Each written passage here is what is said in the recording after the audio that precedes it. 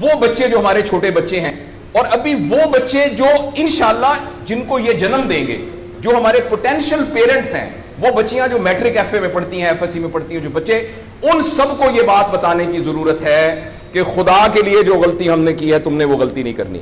اپنے value system کو ٹھیک کرنا ہے. میں نے سر ایک سٹڈی کی, ابھی وہ جاری ہے, تقریباً 1800 بچوں سے میں نے پوچھا تم کس جیسا بننا چاہتے ہو, اور یہ 8 سال سے کم عمر کے بچے کے. آپ یقین کریں بچوں نے جو کہا وہ یہ کہا میں میسی کی طرح بننا چاہتا ہوں جو فٹ بالر ہے, کسی نے کہا میں عاطف اسلم کی طرح بننا چاہتا ہوں, کسی نے انڈیا کے اداروں کا نام لیا, کسی نے نہیں کہا میں ابو بکر کی طرح بننا چاہتا ہوں, کسی نے نہیں کہا میں حضرت علی کی طرح بننا چاہتا ہوں, کسی نے نہیں کہا میں قائد اعظم کی طرح بننا چاہتا ہوں, کسی نے نہیں کہا میں عبدالستار ایدھی کی طرح بننا چاہتا ہوں.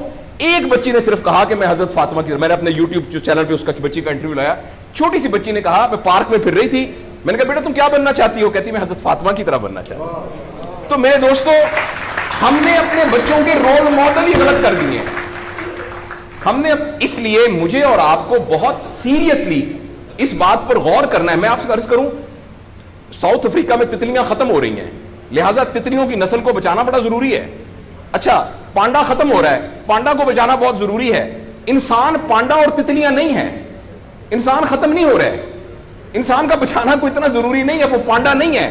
اس لیے اگر ہم اپنے بچوں کو یہ رول ماڈل نہیں دے سکتے تو مہربانی کر کے بچے نہ پیدا کریں. لیکن اگر ہم نے اپنی اولاد پیدا کرنی ہے تو وہ اولاد وہ پیدا کرنی پڑے گی اور اس کی وہ تربیت کرنی پڑے گی جن کا رول ماڈل وہ ہو جو حضرت عمر تھے, جو حضرت ابو بکر تھے, جو حضرت علی تھے, جو فاطمہ تھی, جو زینب تھی, جو خدیجہ تھی رضوان رضی اللہ عنہا. یہ ہمارے رول ماڈل ہمیں پیدا کرنے پڑیں گے, اور یہ تب ہوگا جب ہمارے اندر سے یہ دو چیزیں ختم ہوگی. نمبر 1, ہم پیسے کی بنیاد پر اپنے آپ کو بڑا نہ سمجھیں, اور دوسرا یہ کہ ہم فرد کو فرد کے لیے تیار نہ کریں, فرد کو معاشرے کے لیے تیار کریں. میرا بیٹا تو 1100 میں سے 1100 نمبر لے کے ڈاکٹر بن کے ایک جگہ پر اسسٹنٹ پروفیسر لگا ہوا ہے, معاشرے کو کیا فائدہ ہوا ہے؟ اور ہم میں سے آپ سوچیں کہ اللہ لوگ, عموماً ہم سب لوگ جب اللہ کا شکر ادا کرتے ہیں کہ یا اللہ تیرا شکر ہے, 3 مرلے کے مکان میں رہتے تھے, اب ماشاءاللہ کوٹھی ہے 2 کنال کے اندر, اور سائیکل پہ ابا جی جاتے ہوتے تھے, لیکن الحمدللہ ہمارے پاس اب 2-3 گاڑیاں ہیں, اور چھٹیاں تو سوال ہی پوادے کر جاندے ہوندے سی, کدے کدے گوڑ کھاندے سی, خراس تھے. اب ہم سارے بھوربن میں جاتے ہیں چھٹیاں گزارنے, کبھی کبھی انگلینڈ بھی جاتے ہیں. اللہ کا ہمارے اوپر بڑا کرم ہو گیا. اس غلط فہمی سے ہم اپنے آپ کو نکالیں. اللہ کا کرم یہ ہے کہ میری وجہ سے, جیسے انہوں نے ویڈیو دکھائی ہے کہ ہمارے یہاں کوئی بلڈ کا کچھ نہیں ہوتا تھا, شکر ہے میری وجہ سے یہ بلڈ والا کام شروع ہو گیا. میں ڈاکٹر ہوں, یہ والی سروس یہاں موجود نہیں تھی, اللہ کا شکر ہے کہ یہ والی سروس اب یہاں موجود ہو گئی ہے.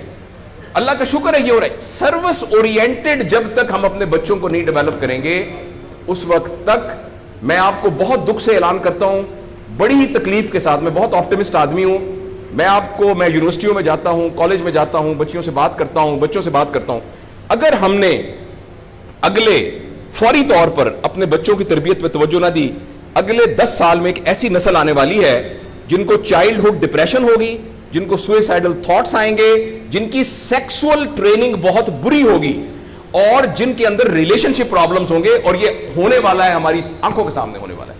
اگر آپ کے ہاتھ میں ایک موبائل ہے, آپ ابھی اپنا موبائل کھول کے فیس بک کھولے, جو پہلی 1.5 منٹ کی ویڈیو آئے گی اس میں ایک نیم برہنہ عورت ناچ رہی ہوگی. اگر آپ کے 8 سال کے بچے کو آپ نے موبائل دیا ہوا ہے, میں آپ کو یقین دلاتا ہوں اس نے ننگی عورتوں کو ناچتا ہوا دیکھ لیا ہے, اور وہ سارے ایکٹ جن کو منہ سے بیان کرتے ہوئے ہمیں شرم آتی ہے, وہ آپ کے 8 سال کا بیٹا اور 8 سال کی بیٹی دیکھ چکی ہے.